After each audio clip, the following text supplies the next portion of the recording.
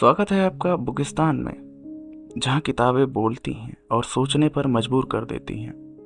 आज हम लेकर आए हैं एक ऐसी किताब जो सवाल करती है, जो सोच जगाती है और आत्मा को छू जाती है। सोफी का संसार एक दार्शनिक यात्रा है जो शुरू होती है एक साधारण सी लड़की के साथ, लेकिन ले जाती है हमें समय के अस्तित्व और सत्य के रहस्यमय संसार में। अगर ये आपने कभी सोचा है कि हम कौन हैं, हम यहाँ क्यों हैं, तो ये सिर्फ आपके लिए है। तो चलिए बुकिस्तान के साथ कदम रखें और दर्शन की इस रोमांच दुनिया में। सोफी के संसार का पहला अध्याय ईडन की बगिया नाम से है। इस अध्याय का सारांश सिर्फ एक लाइन में छिपा है। किसी क्षण अवश्य ही कुछ शून्य से निकला होगा। इसे समझने के लिए इस अध्याय को पढ़ते हैं। सोफी एमंडसन स्कूल से अपने घर की ओर आ रही थी। वापसी के शुरू वाले हिस्से में जोआना उसके साथ थी। वे रोबोट्स पर चर्चा कर रही थी। जोआना सोचती थी कि मनुष्य का मस्तिष्क एक उन्नत कंप्यूटर जैसा है, पर सोफी उससे पूरी तरह सहमत नहीं थी। निश्चय ही एक व्यक्ति महज मशीन ही तो नहीं होता ना। सुपरमार्केट पहुंचने के बाद वे अपने अलग अलग रास्तों पर चल पड़ती हैं। सोफी एक पसर रहे उपनगर के बाहरी हिस्से पर रहती थी और वहां से स्कूल की दूरी जोआना की तुलना में दुगनी थी। उसके घर के आगे वाले बाग से परे कोई मकान नहीं थे, जिससे ऐसा लगता था कि उसका मकान दुनिया के आखिरी छोर पर है, जहां से आगे वन शुरू हो जाते हैं। नुक्कड़ से घूमकर वह क्लोवर क्लोज में आ जाती है। सड़क के आखिरी सिरे पर एक तीखा मोड़ था जिसे कैप्टन बैंडेंस कहते थे। सप्ताहांत को छोड़कर लोग उस तरफ अक्सर नहीं जाते थे। मई के शुरुआती दिन थे। कुछ बागों में फलदार वृक्ष के डैफोडिल्स के घने गुच्छे से घिरे हुए थे। बर्च के वृक्षों पर पहले से ही हल्के हरे पत्ते आने लगे थे। कितनी अद्भुत बात थी कि वर्ष के इस समय न जाने कैसे हर चीज फूट निकलती थी। क्या बात थी कि बर्फ के आखिरी निशान गायब हो जाते थे और मौसम में हल्का गुनगुना आने लगता था। मरी हुई धरती से हरी वनस्पतियों का विशाल कलेवर बाहर उमड़ पड़ता था। जैसे ही सोफी ने अपने बाग का दरवाजा खोला, उसने मेल बॉक्स में झांका। प्रायः भारी मात्रा में बेकार की डाक होती है और कुछ बड़े लिफाफे उसकी माँ के नाम होते हैं। एक ऐसा ढेर जिसे वह रसोई की मेज पर पटक देती है और फिर ऊपर अपने कमरे में होमवर्क शुरू करने के लिए पहुंच जाती है। कभी कभी उसके पिता के नाम बैंक से कुछ पत्र होते हैं, पर उसके पिता एक साधारण पिता नहीं थे। सोफी के पिता एक बड़े तेल वाहक जहाज के कैप्टन थे। वर्ष का अधिकतर समय बाहर यात्रा पर ही रहते थे। जब कभी कुछ सप्ताह के लिए वह घर पर आते थे तो सोफी और उसकी माँ के लिए घर को सुखद और आरामदेह बनाने के लिए घर में चीज़ों को सजाते संवारते रहते थे। किंतु जब वह समुद्री अभियान पर होते तो कहीं बहुत दूर जा चुके प्रतीत होते थे। मेल बॉक्स में केवल एक ही पत्र था। वह था सोफी के नाम। सफ़ेद लिफाफे पर लिखा था सोफी एमंडसन। बस इतना ही। भेजने वाला कौन है यह कहीं नहीं लिखा था। इस पर कोई डाक टिकट भी नहीं था। सोफी ने गेट बंद करते ही लिफाफा खोला। अंदर लिफाफे के साइज के बराबर एक कागज की स्लिप थी। लिखा था, तुम कौन हो? और कुछ नहीं, केवल 3 शब्द थे, हाथ से लिखे हुए, और उनके बाद एक बड़ा प्रश्न चिन्ह। उसने लिफाफे को दोबारा देखा। पत्र तो निश्चय ही उसके लिए था। आखिर मेल बॉक्स में इसे किसने डाला होगा? सोफी जल्दी जल्दी लाल मकान में चली आई। हमेशा की तरह आज भी उसकी बिल्ली शेरकन फुर्ती से झाड़ियों से निकलकर आगे बढ़ती है और इससे पहले कि सोफी घर का दरवाजा बंद करती अंदर आ जाती है।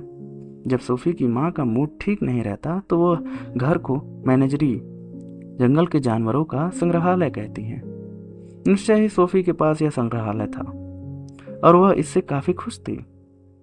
इसकी शुरुआत हुई थी 3 सुनहरी मछलियों से, gold top, red riding hood और ब्लैक जैक।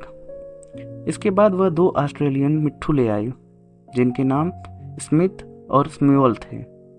फिर गोविंदा नामक कछुआ आया और अंत में मार्मालेड जैसी बिल्ली शेरकन। सोफी ने अपना स्कूल बैग फर्श पर एक कोने में लटका दिया और एक बड़े कटोरे में कैट फूड भरकर शेरकन के सामने रख दिया। फिर वह रहस्यमय पत्र अपने हाथ में लिए रसोई की स्टूल पर बैठ गई। तुम कौन हो? उसे इसकी कोई समझ नहीं थी। हाँ, वह सोफी एमेंडसन अवश्य थी, किंतु सच में वह कौन थी? वास्तव में इसका सुराग नहीं लगा पाई थी अब तक। अगर उसे कोई दूसरा नाम दे दिया गया होता तो क्या होता?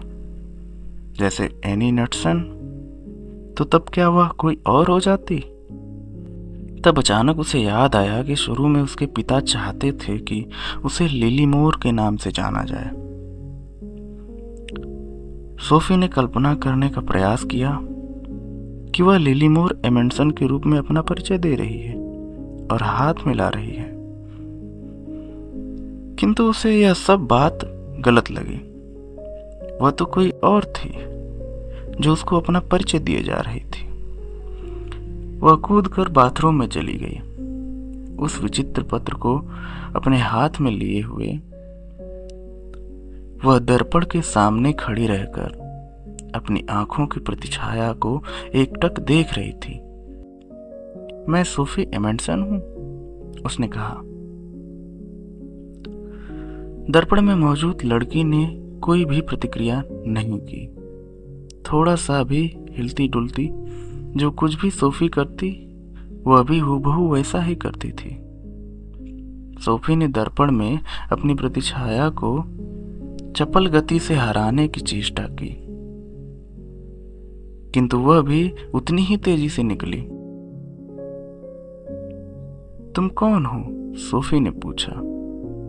सोफी को इसका कोई भी प्रत्युत्तर नहीं मिला। हाँ, उसे क्षणिक भ्रम तो जरूर हुआ कि यह प्रश्न उसने पूछा था या उसकी प्रतिछाया ने।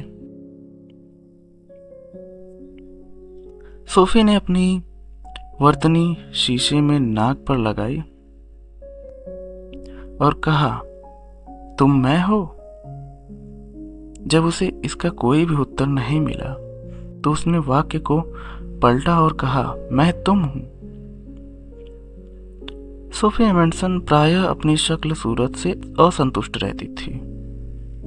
उसे अक्सर बतलाया जाता था कि उसकी आंखें सुंदर हैं, बादाम के आकार से, किंतु लोग शायद सिर्फ ऐसा इसलिए कहते थे क्योंकि उसकी नाक कुछ ज्यादा ही छोटी थी और मुंह ज्यादा बड़ा। उसके कान भी आंखों से कुछ ज्यादा नजदीक थे।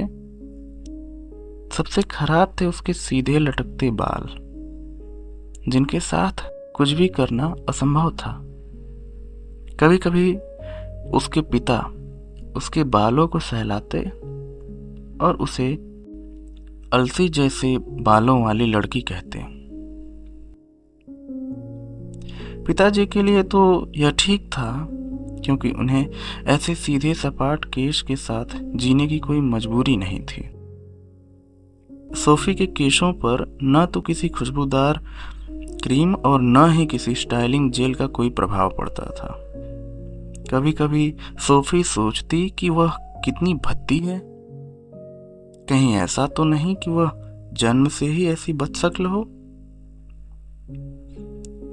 उसकी मां सदैव उसे जन्म देते समय हुई अपनी प्रसव पीड़ा का जिक्र करती रहती थी, किंतु क्या उसकी बदसूरती इसी कारण थी? कितना अजीब था कि उसे यह भी नहीं मालूम कि वह असल में कौन थी। और क्या यह अनुचित था कि उससे इस बारे में कभी भी नहीं पूछा गया कि वह कैसी दिखना चाहती है? उसकी छवि तो उस पर बस मढ़ दी गई थी। वह अपने मित्रों को तो चुन सकती थी, किंतु यह निश्चित था कि उसने स्वयं को खुद नहीं चुना था। उसने तो यह भी नहीं चुना था कि वह एक मानुषी बनेगी। मनुष्य होना क्या है? सोफी ने एक बार फिर से शीशे में खड़ी लड़की पर निगाह डाली। मैं सोचती हूँ अब ऊपर जाकर जीव विज्ञान का होमवर्क करूंगी, उसने लगभग क्षमा याचना के भाव से कहा। पर बाहर हाल में आई तो फिर सोचने लगी, नहीं, इससे बेहतर तो होगा कि मैं बाग में जाऊं। Kitty kitty kitty. सोफी ने बिल्ली को भगाकर दरवाजे की पैड़ियों पर निकाल दिया और बाहर का दरवाजा बंद कर दिया। अब सोफी बाहर बजरी वाले रास्ते पर उस रहस्यमय पत्र को हाथ में लिए खड़ी थी कि एक बड़ा ही विचित्र भाव उसके शरीर में दौड़ गया। उसे लगा जैसे वह एक गुड़िया है जिसे कोई जादुई छड़ी घुमाकर अचानक सजीव बना दिया गया है। क्या यह अद्भुत नहीं था कि ठीक इस पल वह इस दुनिया में मौजूद है। आश्चर्यजनक जोखिमपूर्ण संसार में इधर उधर घूमते हुए शरिकन कंकरीले रास्ते को हल्के से कूद कूद कर पार कर गई और लाल कराट की घनी झाड़ियों में जा छुपी। सफेद मूछों जैसे बालों से लेकर हिलती हुई पूंछ तक प्राणवान ऊर्जा से भरी हुई एक चपल छरारी बिल्ली यहाँ बाग में थी, पर उसके मन में सोफी जैसे विचार नहीं थे। जैसे ही सोफी ने अपने जिंदा होने के बारे में सोचा, तुरंत ही उसके मन में यह भी आया कि वह सदैव जीवित नहीं रहेगी। अभी मैं दुनिया में मौजूद हूं, उसने सोचा, किंतु एक दिन मैं यहां से चली जाऊंगी। क्या मृत्यु के बाद जीवन है? यह एक अन्य प्रश्न था जिसके विषय में बिल्ली अपनी अनभिज्ञता में प्रसन्न थी। सोफी की दादी का देहांत हुए ज्यादा समय नहीं हुआ था, किंतु 6 महीने से अधिक समय तक सोफी उन्हें हर रोज याद किया करती थी। कितना अनुचित है कि जीवन को समाप्त होना ही पड़ता है। सोफी कंकरीले रास्ते पर सोचती हुई खड़ी थी। अपने जीवित होने को लेकर उसने और भी जोर से सोचने की चेष्टा की ताकि भूल सके कि वह सदैव जीवित नहीं रहेगी, किंतु यह असंभव था। जैसे ही वह अपने जीवित होने के एहसास पर ध्यान एकाग्र करती, उसी क्षण अपने मरने की बात भी दिमाग में आ जाती। दूसरी तरह से सोचने की कोशिश करने पर भी वैसा ही हुआ। एक दिन वह मर जाएगी, इस बारे में तीव्रता से सोचने पर भी अभी अपने जीवित होने की अद्भुत सुंदरता और अच्छाई का भरपूर आनंद महसूस कर सकती थी। यह अनुभूति सिक्के के 2 पहलू जैसी थी जिसे वह बराबर उलट पुलट रही थी, और जैसे ही सिक्के का एक पहलू बड़ा और साफ होता, वैसे ही दूसरा पहलू भी उतना ही बड़ा और साफ हो जाता। उसे लगा कि जीवित होने का अनुभव आप यह महसूस किए बिना नहीं कर सकते कि आपको मरना है। यह महसूस करना कि आपको मर जाना है तब तक मुमकिन है जब तक आप यह न सोचे कि जीवित होना कितना अद्भुत है, कितना अविश्वसनीय रूप से विस्मयकारी है। सोफी को याद आया कि दादी माँ भी उस दिन कुछ ऐसा ही कहा था जब डॉक्टर ने उन्हें बताया कि वह बीमार हैं। मैंने आज से पहले यह कभी महसूस नहीं किया कि जीवन कितना अद्भुत है, दादी ने कहा था। कैसी विडंबना है यह समझने के लिए कि जीवित रहना कैसा सुंदर उपहार है। लोगों को बीमार होना पड़ता है या फिर उन्हें अपने मेल बॉक्स में एक रहस्यमय पत्र को प्राप्त करना होता है। शायद उसे जाकर देखना चाहिए कि कोई और पत्र तो नहीं आए हैं। सोफी जल्दी जल्दी गेट के पास गई और हरे रंग के मेल बॉक्स में झांका। यह देखकर वह चौंक गई कि उसमें एक सफेद लिफाफा और पड़ा था, बिल्कुल पहले जैसा।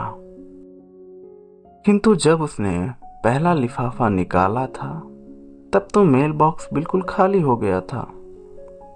इस लिफाफे पर भी उसका नाम लिखा था। उसने इसे फाड़कर खोल लिया और अंदर से एक कागज निकला। यह भी बिल्कुल पहले वाले साइज का था। दुनिया कहाँ से आई है, इस कागज पर लिखा था। मुझे नहीं मालूम, सोफी ने सोचा। सच तो यह है कि इस बारे में कोई कुछ भी नहीं जानता। फिर भी उसे लगा कि यह प्रश्न उचित है। उसने अपने जीवन में पहली बार अनुभव किया कि कम से कम यह पूछे बिना कि दुनिया कहाँ से आई, दुनिया में रहना उपयुक्त नहीं। इन रहस्यमय पत्रों से सोफी का दिमाग चकराने लगा। उसने फैसला किया कि वह अपनी मान में जाकर बैठेगी। मान सोफी की छुपने की सबसे अधिक गुप्त जगह थी। जब वह बहुत गुस्से में होती या बहुत दुखी होती, अत्यंत प्रसन्न होती, तो वह आकर इसी जगह छिप जाती थी। आज तो वह पूरी तरह दिग्भ्रमित थी।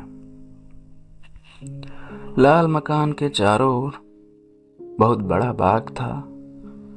उसमें बहुत सी फूलों की क्यारियां थीं, फलों की झाड़ियां थीं, विभिन्न प्रकार के फलों के वृक्ष, एक लंबा चौड़ा लॉन था जिसमें एक झूला और एक समर हाउस था जिसे दादाजी ने दादी माँ के लिए बनवाया था।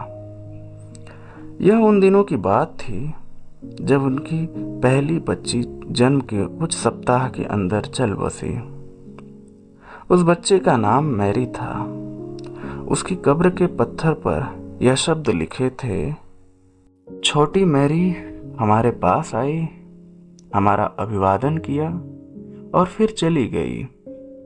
बाग के कोने में रसभरी की झाड़ियों के पीछे एक घना झुरमुट था जहां न फूल लगते थे और न ही बेरियां। वास्तव में यह एक पुरानी बाड़ थी जो किसी समय बाग में बाउंड्री के रूप में लगाई गई थी, पर क्योंकि इसे पिछले 20 वर्षों से काटा छाटा नहीं गया, यह बढ़ती बढ़ती इतनी घनी और उलझ गई कि कुछ भी इसके आर पार नहीं जा सकता था। दादी माँ कहा करती थी, पिछले युद्ध के दौरान इसी झाड़ी के कारण लोमड़ियों के लिए चूजे उठा ले जाना बेहद कठिन हो गया, जबकि वे बाग में खुले घूमते थे। सोफी को छोड़कर बाकी सबके लिए यह झाड़ी उतनी ही बेकार थी जितना बाग के दूसरे छोर पर खरगोशों का बाड़ा। किंतु ऐसा इसलिए था कि कोई भी सोफी का गोपनीय भेद जानता नहीं था। सोफी को झाड़ियों में बने छोटे से छेद की बहुत पहले से जानकारी थी। वह रेंगती हुई छेद के पार निकलती तो झाड़ियों के बीच बनी एक बड़ी खोखड़ में पहुंच जाती थी। यह जगह एक छोटी मांद जैसी थी। वह निश्चित थी कि यहाँ उसे कोई भी नहीं ढूंढ सकेगा। दोनों लिफाफे को हाथ में थामे सोफी बाग में दौड़ती गई, फिर हाथों और पांवों के बल घुटनियों चलती हुई वह झाड़ियों में घुस गई। इस गुप्त मांद में इतनी जगह थी कि सोफी उसमें सीधी खड़ी हो सकती थी, किंतु आज वह टेढ़ी मेढ़ी जड़ों में से एक ढेर पर बैठ गई। वहां बैठकर वह पत्तों और टहनियों के बीच बने छोटे छोटे छिद्रों से बाहर देख सकती थी। हालांकि कोई भी छेद किसी छोटे सिक्के से बड़ा नहीं था, फिर भी वह सारे बाग पर अच्छी नज़र रख सकती थी। जब वह छोटी थी तो उसे वहाँ पेड़ों के बीच उसे ढूंढते फिरते से माता पिता को देखने में बड़ा मजा आता था। उसके लिए यह एक खेल था। सोफी सदा ही यह सोचती थी कि यह बाग एक अलग ही दुनिया है। जब भी वह बाइबिल में ईडन की बगिया की बात सुनती तो उसे लगता कि यह गुप्त स्थान भी वैसा ही है जहां बैठकर वह छोटे से स्वर्ग का सर्वेक्षण कर रही है। दुनिया का निर्माण कैसे हुआ, इस बारे में वह कुछ भी नहीं जानती थी। सोफी को इतना मालूम था कि धरती अंतरिक्ष में एक छोटा सा ग्रह है, लेकिन अंतरिक्ष कहां से आया? ऐसा संभव था कि अंतरिक्ष सदा से ही रहा हो? इस सूरत में उसे यह पता लगाने की जरूरत नहीं है कि यह कहां से आया, पर क्या कोई चीज हमेशा से ही होती है और हमेशा ही बनी रह सकती है? उसके मन की गहराई में इस विचार के विरोध का कोई भी आधार नहीं था। निश्चय ही दुनिया में मौजूद हर चीज का आरंभ कभी न कभी तो हुआ ही होगा। इसलिए अंतरिक्ष भी संभवतः किसी समय किसी दूसरी चीज से बनाया गया होगा। किंतु यदि अंतरिक्ष किसी दूसरी चीज से बना है तो वह दूसरी चीज भी किसी अन्य चीज से बनी होगी। सोफी ने महसूस किया कि वह मूल समस्या को सिर्फ टालती जा रही है। किसी बिंदु पर कोई चीज शून्य से बनी होनी चाहिए। क्या यह बात असंभव विचार की तरह नहीं है कि इस संसार का अस्तित्व सदा से रहा है बिना किसी प्रारंभ के? उन्होंने स्कूल में सीखा था कि ईश्वर ने दुनिया को बनाया है। सोफी ने स्वयं को सांत्वना देने का प्रयास किया कि संभवतः यही इस समस्या का सबसे बढ़िया समाधान है। किंतु उसने फिर से सोचना शुरू कर दिया। वह यह तो स्वीकार कर सकती थी कि ईश्वर ने अंतरिक्ष बनाया, किंतु फिर स्वयं ईश्वर कहां से आया? क्या उसने स्वयं को शून्य से बनाया था? एक बार फिर उसके मन की गहराई में कुछ था जो इस विचार का विरोध कर रहा था। माना कि ईश्वर सब प्रकार की चीजें बना सकता है, किंतु वह स्वयं को तब तक नहीं बना सकता जब तक उसके पास बनाने के लिए स्व न हो। तो बस एक संभावना शेष बची रह जाती है। ईश्वर का अस्तित्व सदा रहा है। ईश्वर स्वयंभू है, किंतु इस संभावना को तो वह पहले ही अस्वीकार कर चुकी थी। हर चीज का जो भी अस्तित्वान है एक आरंभ तो होना चाहिए। उफ, कैसी उलझन है। उसने दोनों लिफाफे फिर खोल डाले। तुम कौन हो? दुनिया कहां से आई? नाहक परेशान करने वाला सवाल था। और हाँ, यह पत्र कहां से आया, यह भी बात लगभग उतनी ही रहस्यमय थी। वह कौन है जिसने सोफी के जीवन को झंझोड़ कर रख दिया था?